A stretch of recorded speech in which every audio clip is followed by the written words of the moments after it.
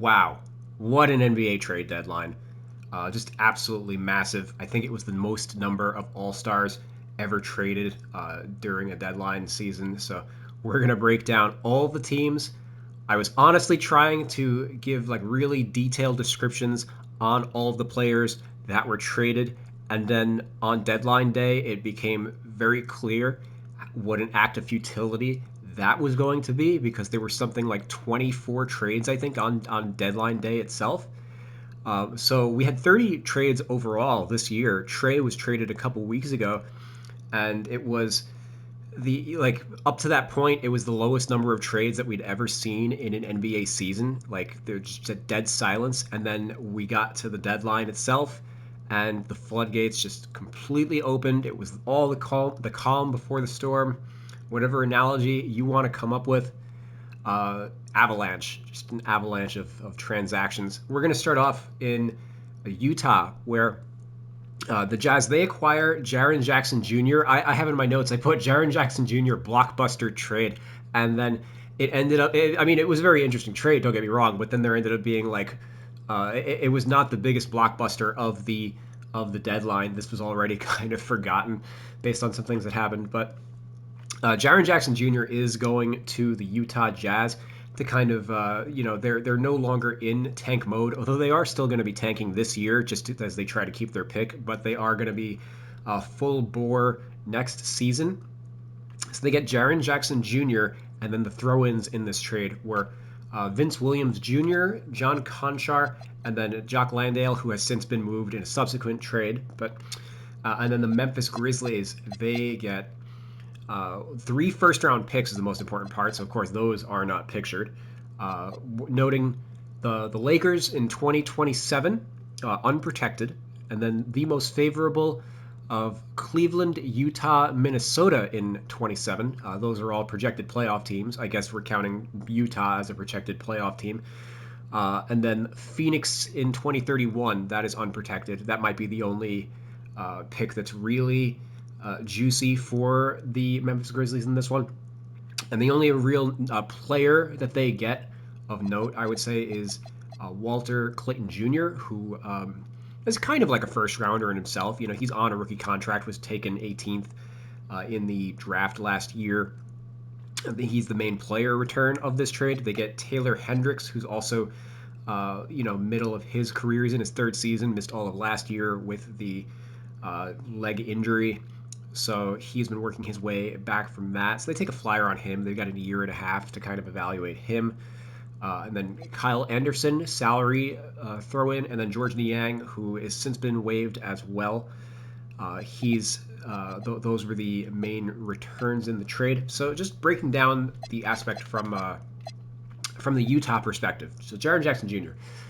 He makes $35 million this year, then 49 the following, 50 and a half, 52, and then 53 and a half. So massive investment for them. This was the time to trade him.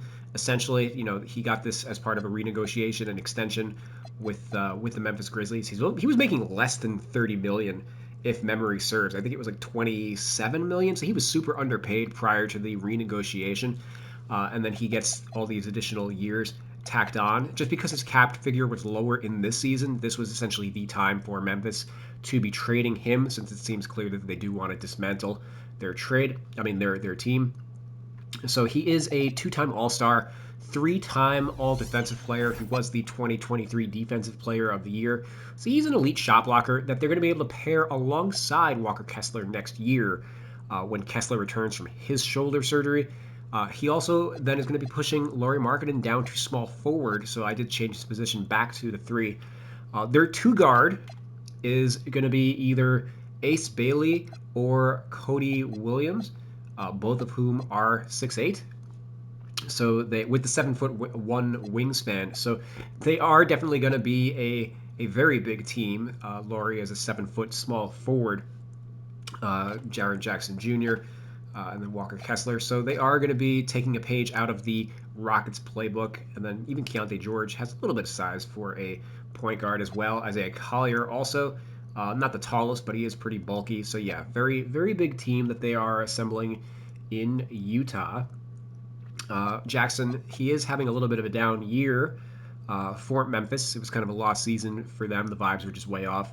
15.3 PER, player efficiency rating, a 57 true shooting on 26 usage. We'll see how that gets affected in Utah, as he would be probably the third option on this team behind Markkanen and George.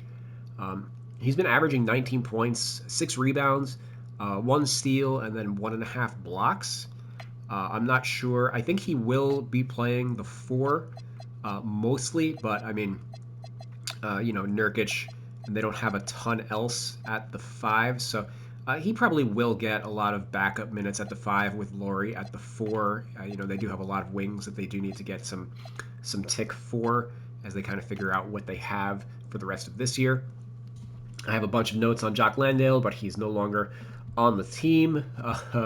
Vince Williams, I did have notes on him, so might as well just racking him off. I'm not going to really get to do it for the rest of the players that were all traded today. I should actually count up how many there were. It's probably 50 guys who were traded. He has a team option next year. He makes $2.3 million this year, so essentially the league minimum, and then 2.5 next year. Team option. He's essentially been converted to a point guard this year, just due to his lack of shooting ability overall. But he profiles more as like a third string in Utah than he was in like injury plagued Memphis. So on the year, he's played 34 games, 22 minutes per game. That's probably going to drop quite a bit. Although Utah is still tanking, so he should still get some time. But they do have Keontae George and Isaiah Collier, who I'm sure they like a lot more. 28 assist percentage is a career high for Williams. 10.8 player efficiency rating, only 48 true shooting on 20 usage, 35% from the field, 31% from 3, only 42% from 2 this year. So he's really slipped as a finisher. Not really getting to the rim. He's only 44% on his layups also. So a lot of his 2s are like of these, the floater variety, but he isn't hitting from mid-range at all, which makes it kind of different. You as a pick and roll point guard, you do need to keep defenses honest. Only a career 32% three-point shooter, and career 40% from the field. So, I mean, he's kind of on the bubble for his career. Obviously, at 25, his athleticism is kind of waning with every passing day. He rebounds like a wing. He's built like obviously he came up as a wing in his career. 5 offensive rebound percentage, 15 defensive. But the Utah Jazz also have enough guys with length that I don't really think that he's going to see much time there on the wing. So he really is just going to be a third string point guard. Worth a flyer for them at 2.5 next year. But I mean, they could also just decline his option if he doesn't play well during the stretch. And then John Konchar, I actually like a little bit more for the Jazz. He is bad salary being thrown in. He makes $6.2 million this year, $6.2 next year. Originally, that was a value contract, just kind of based on how he played when he first, when he was first coming up from like the G League and stuff.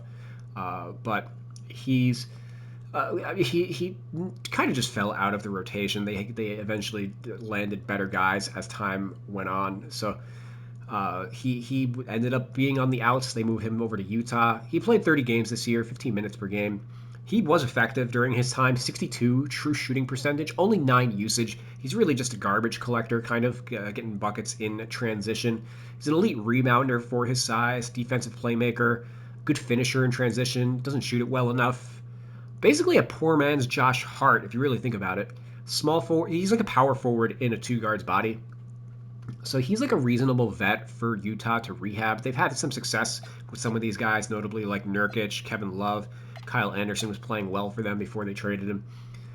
So if anything, he is taking Kyle Anderson's spot on the roster, which makes sense as a former, grit and grind Memphis player. His energy is something that none of the other Utah wings really have. Obviously, they've got some young guys like Ace Bailey, who's more of an offensively focused player. Cody Williams, he means well, but he's still very raw, doesn't know how to utilize all that energy. And then Bryce Sensabaugh and him and John Konchar might be like the two polar opposite players of each other in the league. And then obviously Svi Mykhailiuk is more of a shooter than a defensive driver. So Yeah, Conchar, I do like for him. That's probably more time that I'll spend on him than a lot of other players that we're going to break down, uh, given his kind of stature in the league. But I did like that aspect for the Jazz.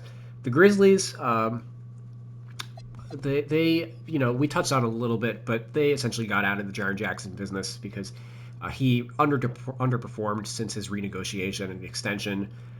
They're now leaning harder into the dismantling of their roster. Obviously, they traded Desmond Bain during the offseason for a bunch of picks. They get a couple more picks in this trade.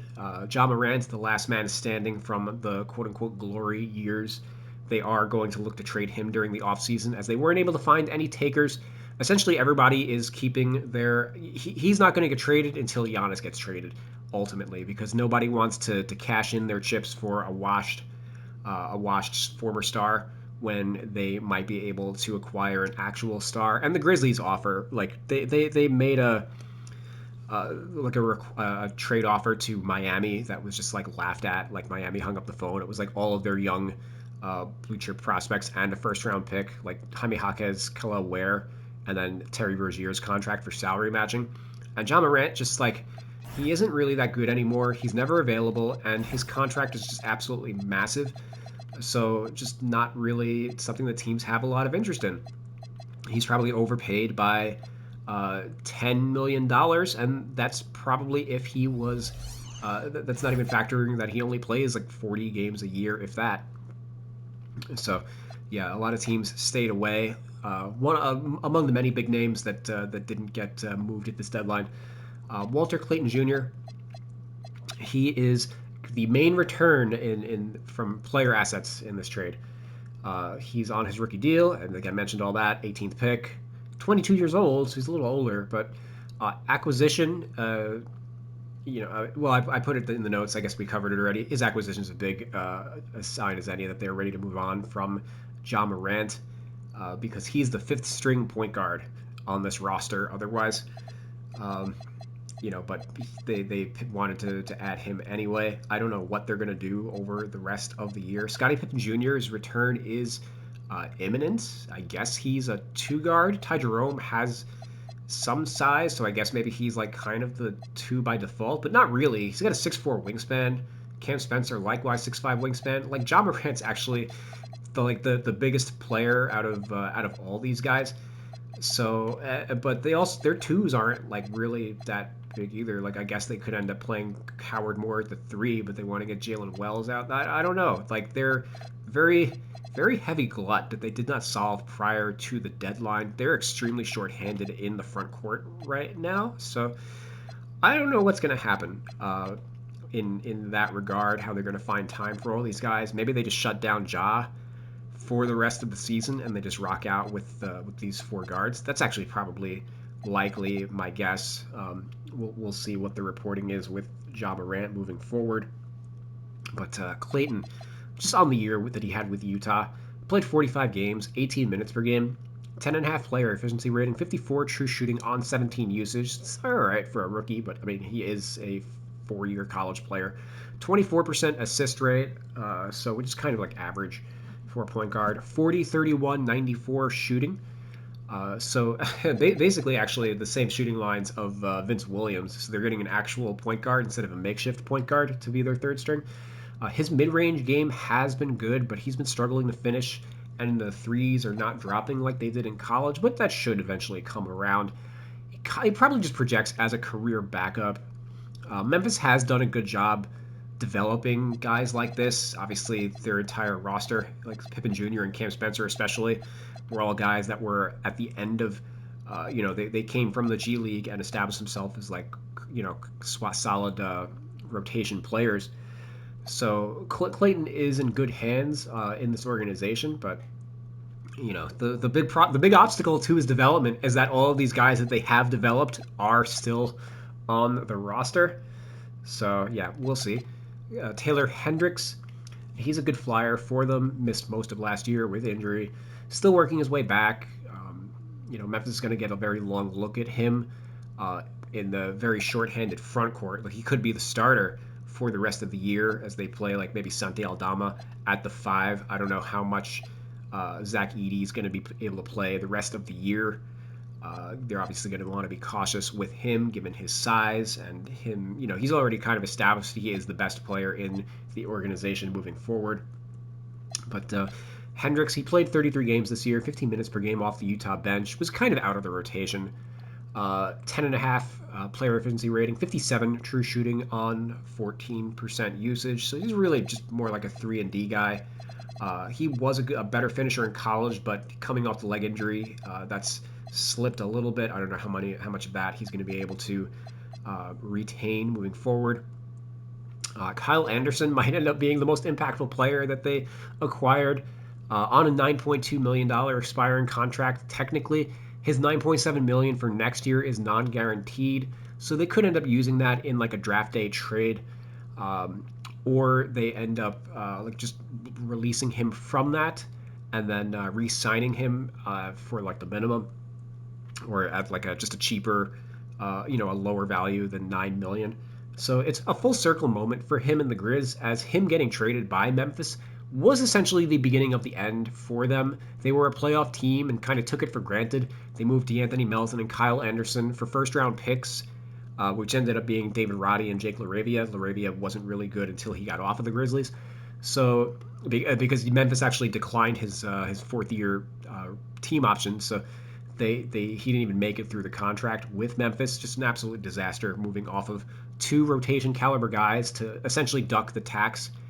But and yeah, they didn't make the playoffs again after that. So, or they did, but they got absolutely housed by OKC, swept in like the least competitive first round series like we've ever really seen. He played 20 games, but played 20 minutes per game for Utah. So really, they just used him as like a spot starter here and there. 14.3 player efficiency rating, 57 true shooting on 17 usage, 21 assist percentage, which is solid for a front court player. That's essentially point forward caliber pass rate, 2.7 steal percent, 2.1 block percent. So he is still making defensive plays. I do like this addition for them. I think that he is somebody that would be good in the Memphis locker room, for probably the rest of his career. It's definitely somebody who could mentor a lot of the front court players that they have in this roster, and some of the dismantling the Memphis locker room. Just another what could have been with this team. They also got George Niang. He was since waived because they had to make room for Eric Gordon, who was this was the last trade chronologically of the trade deadline. They just pick up. They got a second-round pick from Philly to take on Eric Gordon. We might as well cover that now while we're here. Gordon's probably going to be waived, which makes some sense since one of these guys is essentially going to be a two-guard moving forward. Gordon will get to possibly join a playoff team for the stretch run. All right, that was the Jaren Jackson Jr. trade. The Cavaliers made a blockbuster trade themselves. They acquired James Harden from the Clippers for Darius Garland. I talked a lot about this during the last 2K recaps. I'm not going to go as nearly as deep on it as previous, but as it seemed when that news broke, it seemed pretty likely that it was going to happen, and it did. It was just basically a straight up trade. The Clippers got a second round pick out of the Cavs because they were ducking some salary by making this trade. Garland also, this is, by the way, an all-star for all-star trade with a 10-year age gap, or 11-year age gap, which was the most in NBA history, just like as a one-for-one all-star for all-star type of trade. Harden's probably, because he's healthier and bigger, his biggest asset is his durability. He isn't the best playoff performer, but also neither has Darius Garland been, so that's actually also kind of a wash. I'm just very interested to see what happens, how Mitchell and Harden fit next to each other, and whether it seems likely that they are going to guarantee the rest of his salary for next year as part of why they traded for him, and maybe he gets another year tacked on and an extension.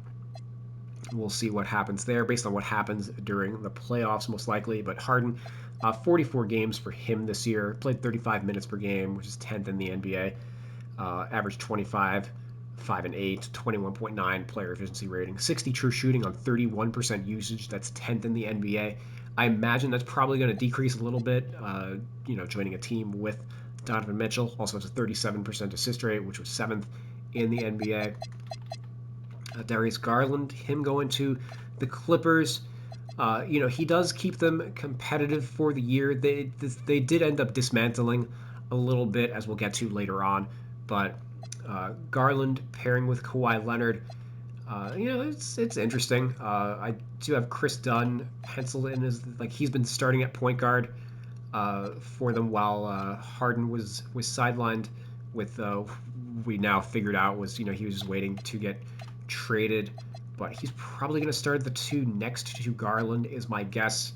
The Clippers did move off of Chris Paul, so they do need to bring in an actual backup point guard. I think I'm actually we'll get to some of the other Clippers moves in just a moment. I'll make that assessment in just a second. Let's head over to another blockbuster trade. This one completely dwarfing the Jaren Jackson Jr. one, in my opinion. Anthony Davis got traded to the Washington Wizards. That's the most shocking part about not Anthony Davis getting traded, but where he got traded. The Washington Wizards decided to end their tank a little prematurely. They get Anthony Davis, Jaden Hardy, D'Angelo Russell, and then Dante Exum. Exum, of course, out for the season. And then the Mavericks receive 5 draft picks. They got 2 firsts and 3 seconds. Chris Middleton's contract was used for salary matching. A.J. Johnson, Malachi Branham, another former first-round pick who's no longer here. He got moved in another deal. LOL. And then Marvin Bagley, who's actually had a pretty good year in Washington. And, they have been pretty starved for size up front in Dallas, so he probably will figure in. Let's break this down first from Washington. And this is I just didn't have any notes for this trade before pressing record. So, a lot of this stuff is off the cuff. I'm not going to be able to give any stat breakdowns on the fly or anything. This is where I just figured wow, everything is it's going to take me 5 hours to put something together, and I can't afford to wait another day to record. So Davis, he's out for until March or so, if he is going to play again for the Wizards this year. We'll see if that actually happens. Trae Young was supposed to come back after the deadline, after the All-Star break also. We'll see if these two play together at all this year. Maybe they will, just to give Washington fans something hopeful. Maybe they can drive up those season ticket prices. But they bring in a 32-year-old who Washington doesn't have the greatest. Let's head on over to their all-time team, actually, and just briefly look over some of the guys that they've had in the organization over the years. He might be their best big man in franchise history, aside from Elvin Hayes and Wes Unseld are the only guys they have on the top 75 list, of which Anthony Davis is a member of. They had Moses Malone for a couple years, so that's actually a pretty decent parallel, because Moses was a 2-time All-Star, 2-time All-NBA in his brief time in Washington, and that's kind of the level of player that Anthony Davis is at right now. A former MVP caliber level of player that is just kind of. Hopefully they would like to win more games than what Moses did during his time in the 90s with Washington, or I think it was 89-90 if memory serves. But yeah, he's very old compared to the rest of the roster. Oldest player on the team, in fact. So they decided that they want to make a little bit of noise. They do have a solid core next to him. Anthony, Alex Sarr, they may have just decided it's for the best that he's. Ironically, Anthony Davis has wanted to be a 4 for his whole career, but they are going to make Alex Sarr the 4 for this team, which makes sense because he is of slider frame, moves his feet better, obviously. He's going to have a great mentor in Anthony Davis, somebody that he can really learn from. Anthony Davis, of course, one of the best rim rollers in league history. Not the greatest post player like skills wise. So Sarr actually has a little bit of there is a little bit of similarity there. Mainly just the quickness Anthony Davis had, quickness, strength, and power, rather than like his technical skill in the post. I would say relied a lot on his jump shot in the post. So yeah, a lot of similarities with Alex Sarr. That is a pretty good defensive front court in theory. And then they have Keyshawn George and Bilal Coulibaly as like some really young wing players. Both of these guys need to shoot it a lot better from 3 though, in order for that to be to really work. And then they have Trae Young as somebody who is going to hopefully elevate them to like an above average offense, and maybe Sarr and AD are good enough defensively to make up for the fact that they're going to be playing 4-on-5 on defense a lot of the time. It is like I think Trae and AD are like a reasonable pairing. It's okay as like a rental, I guess. Like Trae Young does have the player option, maybe declines that and resigns for like a 3-year, a shorter term deal, or probably actually he's probably going to be looking for the full 4 to 5 years. We'll see what these teams are willing to do size wise with his next contract. But Davis, of course, is also looking for an extension himself. So we'll see. Also, yeah, this is going to be an interesting gap for the team and player to cross during the off season. But yeah, I think it's too soon, because by the time a lot of these guys become like really good, AD is probably going to start aging out, and he already has issues with his availability. Day 2 Davis is his nickname. And then, they still have some guys that they are kind of feeling out on the roster. I think Justin Champagnie, he's a big winner with this trade because he's going to immediately project as like the starting 4 for the rest of the year, or at least until AD comes back. I'm going to keep Alex Sarr as like the quote unquote center on this team until AD returns, as they are pretty short-handed otherwise at the 5 without him. But yeah, they get Jaden Hardy, who doesn't really figure in. Just to throw in, he is under contract for next year, so I mean he is going to stick around for a little bit. But basically a third guard, or a third string, I should say, on this team. They are going to play Trey Johnson over him. Trey Johnson is a better player. Hardy is old in Wizards years at 23. And they probably consider Jameer Watkins a better player at this point, since he is a superior defensive player. They get D'Angelo Russell, I guess, to be the veteran backup on this team. He's a guy who could end up... No, actually, he won't get bought out or waived because he has a player option, which I think he might pick up for $6 million next year, when he is not even figured into the rotation of like the Dallas Mavericks. So yeah, he gives them an okay floor as a third string for the rest of the year. We'll see if he gets moved again during the off season.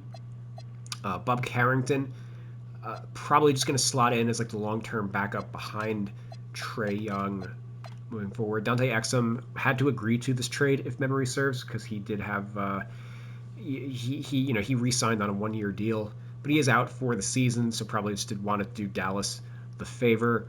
And we'll see if he continues his NBA career, as he is an unrestricted free agent and has obviously dealt with a lot of injuries. He would not be eligible to re-sign in Dallas next year, I don't think. I forget exactly how the technicalities of the 1-year reacquisition works. So I think that's all I've got for Washington. And just like the direction of this team is kind of what I question, because maybe if AD was like 2 years younger, this would be like a slam dunk of an acquisition. But I just feel like it might be like a little too late, too little too late for him to really make a big difference in Washington. We'll see. He's going to have to stay on the court to really, for that to really be worth it for Washington. Otherwise, they'd probably just be better off keeping the first round picks and everything that they gave up. Dallas, they got the picks out of this. I didn't go down the details of the picks that they're getting, but they're first round picks. Dallas does need them. They don't have a first rounder next year, so they're tanking this year because they do have their pick this year, but next year they are going to be trying to win games because they don't have any incentive to lose. So Chris Middleton, he's on an expiring contract, so they will look to use his space during the offseason. I'm not sure if he's going to be a buyout candidate or not. I haven't gotten a chance to really crunch like aprons and all that. I'd like kind of penciled him in to return to Milwaukee just because, obviously, but they're also not like really looking to be a playoff team. Maybe that's something that happens like during the off season, or maybe he just follows Giannis to whatever Giannis's future destination is. I don't know if he's like completely beholden to Milwaukee by any stretch, but he's just a body in Dallas. They are going to prioritize Flag, Washington, Marshall. Those guys are all going to play over him, I would imagine. He was starting in Washington because they had just lack of other alternatives, but very, very clear reserve for the Dallas Mavericks. And again, he might be somebody that gets bought out to join a contender. AJ Johnson is on a first round. His rookie contract. He's just been absolutely dreadful since being drafted. Just what a mistake of a pick by Milwaukee. As he probably should have been a second rounder. Was extremely raw, and they reached hard for him. And he just hasn't really come together. Solid athlete, but not really a point guard. So I may end up changing his position from point guard because I don't know how much time he's actually going to play there. He actually had some success in Washington last year as he could take his advantage of his athleticism off the ball because he doesn't have much point guard skill, but he is at least able to be like a little bit of a combo guard. I'm actually just going to make that trade or that change now, just to balance out their roster a little bit more. They traded Malachi Branham for Tyus Jones, so we might as well cover that now. Tyus Jones slots in as the he's taking D'Angelo Russell's spot on the rotation as like the third string point guard. Basically here to mentor Ryan Nembhard because he's old version of Ryan Nembhard. That was basically Nembhard's like draft comp. So I don't really know what else to make of that. He was salary dumped by Orlando to Charlotte, and then Charlotte traded him for Malachi Branham, so that's why he's here, kind of an extension of this trade. And then Marvin Bagley III, he's back up big, that they definitely have needed with Derek Lively being out for the year. Now AD's finally out of the picture, so yeah, he looks like he's going to slot in as the backup behind Daniel Gafford. Gafford, I think, just got hurt again, sprained his ankle prior to the deadline, so he could end up being like the starter for like the rest of the year, or if not the rest of the year. He'll probably split the starting duties with Gafford, as Gafford's just been missing a lot of time this season. He's kind of honestly Dwight Powell is like a pretty reasonable comp for what Bagley has essentially become in his career since being drafted and bouncing around from place to place. So not even like a terrible fit for him in Dallas. I think this is a pretty good fit. It says a lot that this is the return for AD is like Marvin Bagley. And actually, I saw a tweet that it made the joke that Dallas's return for the Luka Doncic trade was Marvin Bagley and and 3 firsts, which what a fucking mishandling of that. Obviously, the Luka trade was just an absolute disaster for them, but at least Dallas recognized that Nico just completely fucked up, and they moved off of the AD, sooner rather than later. Before it was, at least they got 2 firsts and 3 seconds for him. They probably would have done worse later. The longer into this they went. So, Then going over to the Pacers, they picked up Ivica Zubac from the Clippers. Clippers, this kind of came out of nowhere, but it makes some sense after they traded Harden. They essentially were going to start their tank a little early. They don't even have control of their draft pick for this season. So like they were, that's why they were still continuing to compete and everything, because that pick goes to OKC, believe it or not. So the OKC's like doing backflips. Was one of the tweets I read, like with this with the Clippers deciding to dismantle their team. They move him to the Pacers. Pacers get their Miles Turner replacement. He makes half the money that Miles Turner makes.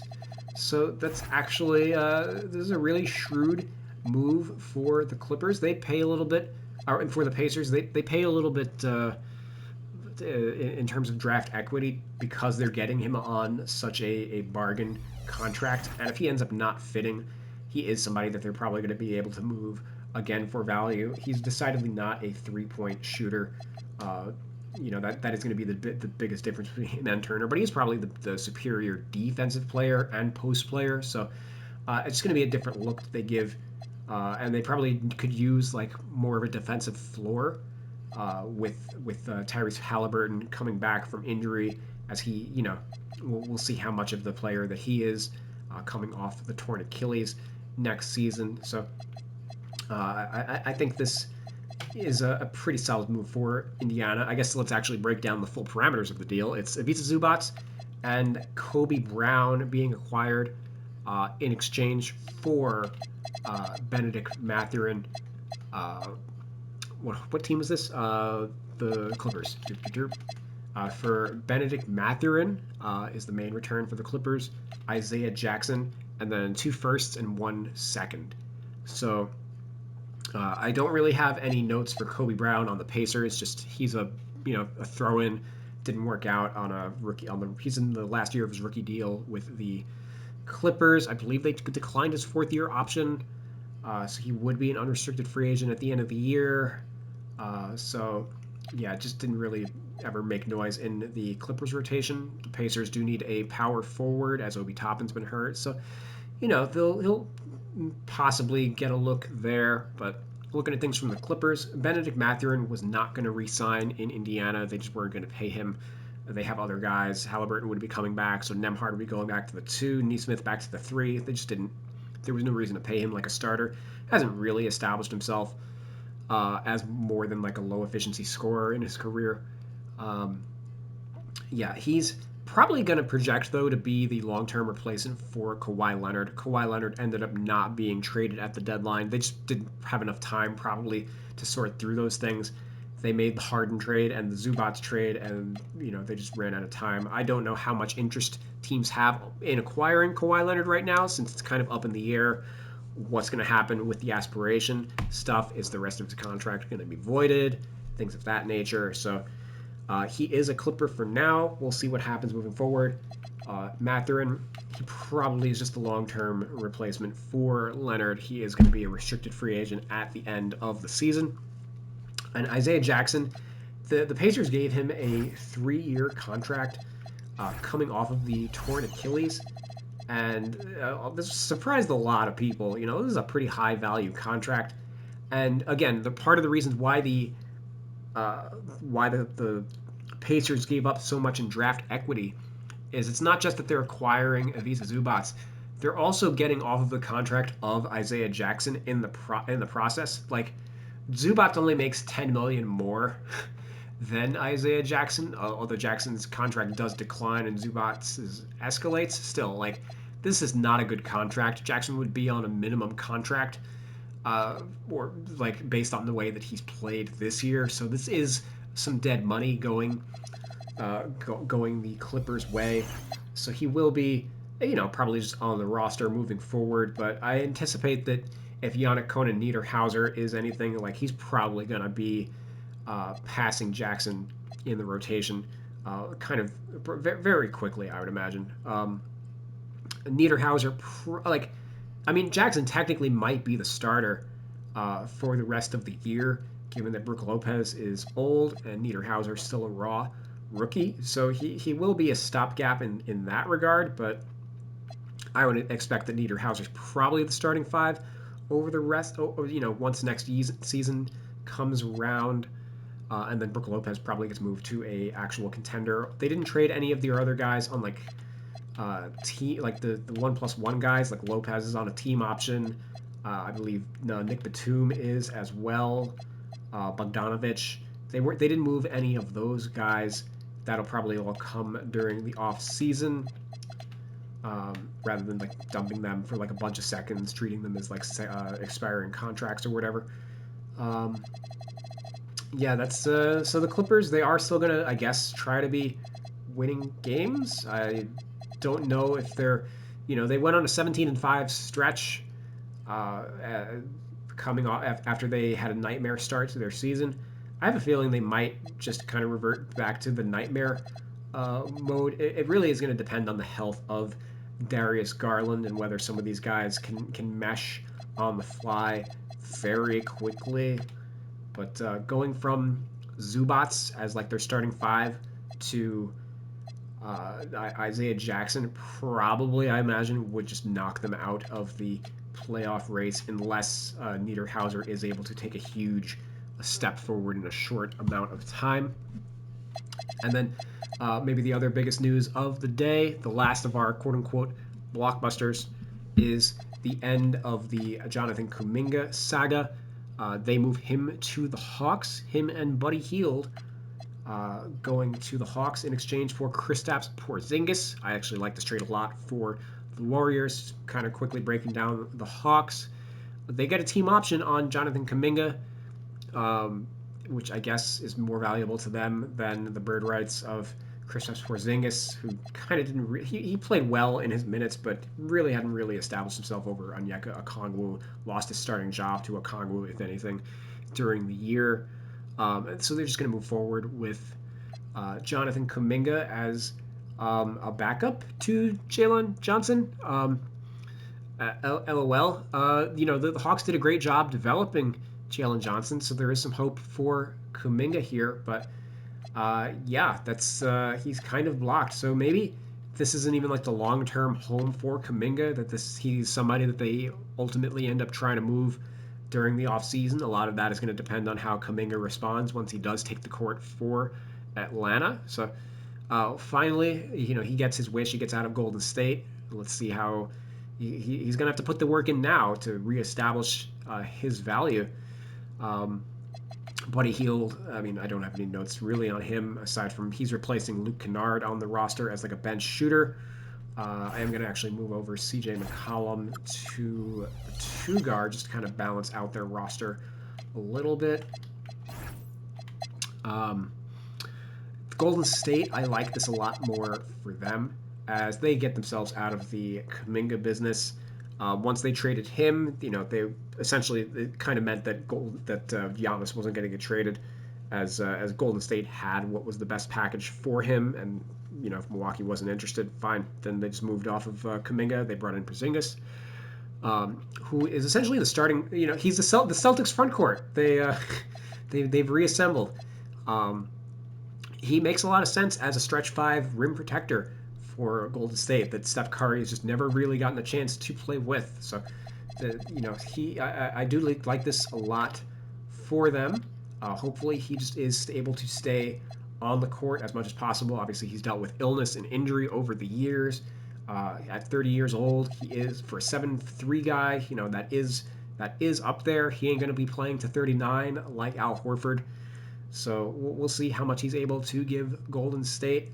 Whether his career, Curry might outlast Porzingis. They have Jimmy Butler with the torn ACL. This is a pretty solid core. Butler, he is going to be out basically until next year's All-Star break. So maybe they keep things together and they think that they can make a playoff push with this core in the second half of next year. Or most likely they'll end up moving Jimmy Butler as matching salary in a trade for another player. But otherwise, on paper, man, this would have been a great team. It kind of sucks that Butler suffered this injury. This would be Really nice to watch on the court. I guess that's what NBA 2K is for, right? So we can live out these fantasies. But yeah, I really like that acquisition. He is an unrestricted free agent, so probably somebody that Golden State will look to bring back at a lower number. And then I guess aside from all those are all the biggest names that got traded. Kobe White's probably the next biggest name guy that got traded. But I just wanted to group this all into one solid, like, there's like 5 trades to break down for the Bulls. They basically dismantled their entire team, at least getting off of all the guys who were expiring contracts, etc.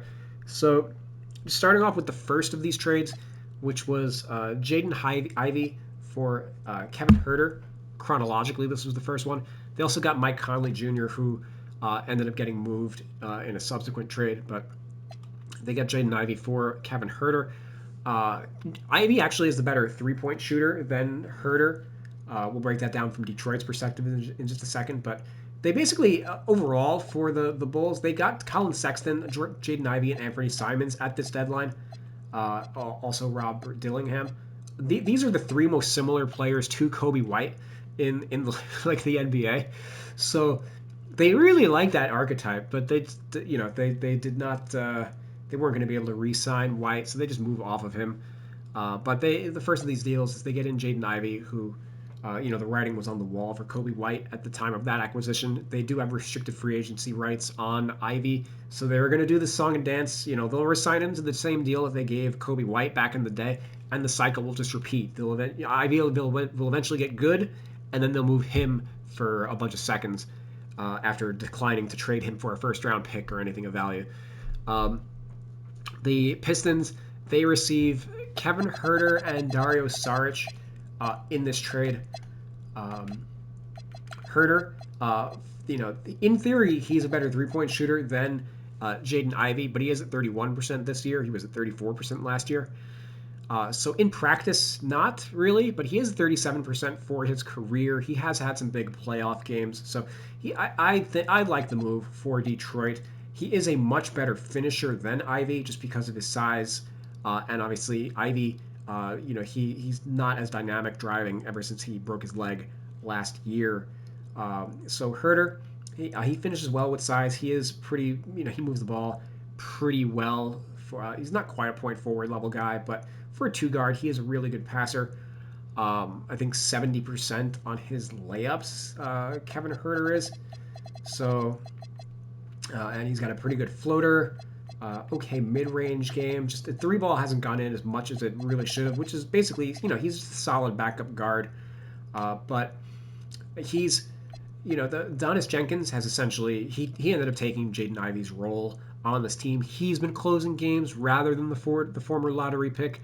So they are going to put him on a standard contract. They did waive Isaac Jones to make room for Dario Saric in the 2-for-1, but I imagine that they will waive Saric, just to make room on the roster to convert Jenkins. That move is not official yet, but it seems painfully obvious Saric's career probably over, although we'll see. There are some teams that need a shooting big man right now.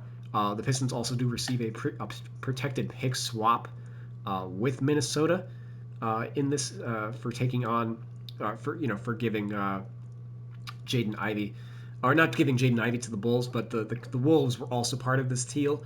They salary dumped Mike Conley Jr. To Chicago. The Wolves receive cash in the deal, and then Mike Conley got moved from the Bulls to the Hornets, and the Hornets waived him to make room for another player in a trade. So Mike Conley Jr. could actually rejoin Minnesota because he was traded twice. So the reacquisition rules only work for once the player gets traded. If that next team waives the player, the original trading team can't reacquire them. But because Conley was traded a second time, Minnesota can reacquire him. Chicago, in this instance, would not be able to reacquire Conley. So this is like getting around the they made this the year that the Cavs traded Zydrunas Ilgauskas to Washington, and then Ilgauskas got cut by the Wizards, had to sit out for like a month, and then rejoined the Cavs. That's when they instituted this rule to prevent shenanigans like that from occurring. So they might have to just like change the rules again, because there were a few players who were traded like twice during this deadline. Like it was the kind of like separate transactions, even like some of them, because they were technically separate transactions and not like a full like a 3-team trade, for example. They like the Bulls, for example, could reacquire Dalen Terry because he was traded twice, even though functionally it was a similar trade. Like I just think maybe teams need to do that if the spirit of the law, if the spirit of the law is to be enforced there. But yeah, I would love to see Mike Conley Jr. Rejoin the Wolves, if for nothing more than just to that little wrinkle of getting around the rules would be really creative. It's something teams try to do moving forward until they outlaw the practice again. But going back to the Bulls, they also picked up Anthony Simons, giving out the Nikola Vucevic era is now over in Chicago. He joins the Boston Celtics. Just briefly touching in on Simons, he's had an okay year in Boston. They are going to have to replace him in their rotation. He's been very up and down, very streaky. He's had some huge games and then a bunch of games where he just didn't really figure in offensively. I put him at the 2 as opposed to the 1, just because of how loaded they are with some of the guys on this roster. I did actually move Josh Giddey over to the 3 because if he's at the 1 and like all of these, like Simon's at the 1, they're just too condensed. Like Giddey is going to have to play probably next to, if I had to guess, Trey Jones is probably going to be the starting point guard once he's healthy. And then Giddey starting at the 3. But like they've also been they're going to have to start Isaac Okoro also, because they've they just need a defensive player out of all those guys. They didn't get Simons, Ivy, none of Sexton, Dillingham, none of these guys can defend. So Isaac Okoro is like still the most important player on their roster. They would like to play Modest Buzelis at the 3, which maybe they can do. I don't know. Like somebody, maybe it makes sense for them to like cut somebody like Colin Sexton if they don't want. There's just too many of these guys. I think I'd say Ivy and Simons are probably the 2 most valuable. I don't know. Sexton and Simons are kind of equal. I don't know. Whoever wants to agree to the biggest buyout number is probably the correct answer. But yeah, the Bulls, they end the Nikola Vucevic era. They were starting Jalen Smith at the 4 next to him, but I imagine Jalen Smith is probably going to have to play the 5, just given the lack of alternatives there. They did pick up Nick Richards in another deal. Maybe they have enough front court depth that I don't know, man. I don't know. The Bulls are, they, if anything, they're not playing for the play-in anymore. They are leaning just hard into a tank. So at least I give them credit for making that decision finally to get off of this like garbage roster. But over the next couple months, they do have some really shitty players that, or just some shit, not necessarily shitty players, but like the fit for all these guys is not going to be great. So yeah, they're going to try to get a better draft pick for once in their lives. The Celtics, they get Vucevic. This is actually an intriguing deal because he could technically start for them. He's definitely the better of the players. But they have like Neemias Queta as the starter. He is a better defensive player than Vucevic. We'll see if Vucevic's defense, like if the core of the rest of their defense, if they can get away with him in the starting lineup. I'll anticipate probably not, given that Sam Hauser is the starting 4. Probably Vucevic is just like a supersized version of Luka Garza, who is still on this team. I don't know. I feel like they're kind of throwing a dart at the wall, because they do improve, in the front court. The Garza's not a playoff player. I mean, technically, Vooch really isn't a playoff player either, because he's more of a regular season player. He'll get you to the play-in. This is the best team that Vooch will ever have played on. But in theory, he does do exactly what they want. He stretches the floor. He is a really good offensive player, and maybe once he's on the bench, he won't hurt them as much on the defensive end. But yeah, they thinned out their backcourt quite a bit. Um, for the first game that they played without Simons, they brought Pritchard off the bench, reverting him back to his six-man role and opting to start Baylor Shireman um, at the two. So yeah, they are gonna have to sign somebody, I'd imagine. Um, yeah, I very interesting in Boston. But given that they opened up a lot of other roster spots by ducking the tax, I think that they probably are going to be the number one target for a lot of the buyout guys this year. And then breaking down the Kobe White aspect, he got sent to Charlotte, um, which this was essentially three separate trades for sequencing. The Hornets received Ousmane Deng for Mason Plumlee. Thunder, of course, waived Mason Plumlee. Um, and the Thunder then received Jared McCain from the Sixers, um, which a very nicely timed deal for them, as Shai Gilgeous-Alexander going to be out until the All-Star break with an abdominal strain. A.J. Mitchell also out with his own abdominal strain. So yeah, very short-handed suddenly in the backcourt. So McCain going to play some very important minutes in the immediate future. SGA being out for the All-Star break means that they're going to have to replace him as well on the All-Star roster.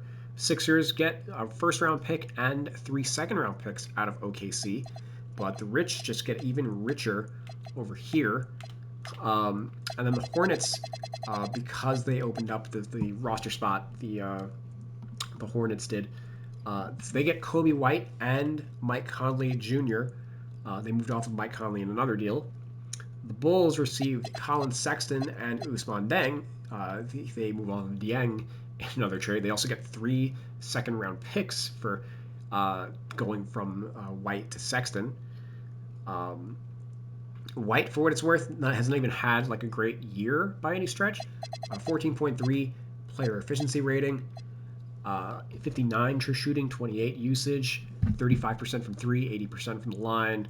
Those are below his career averages of 37 and 86, but 24 assist percentage. So I do have a point guard. I just have questions about whether he's actually any better than Colin Sexton. Maybe a better fit for what the Hornets are doing than Sexton. Slots like Sexton kind of slots in as like a 6-man for the Bulls.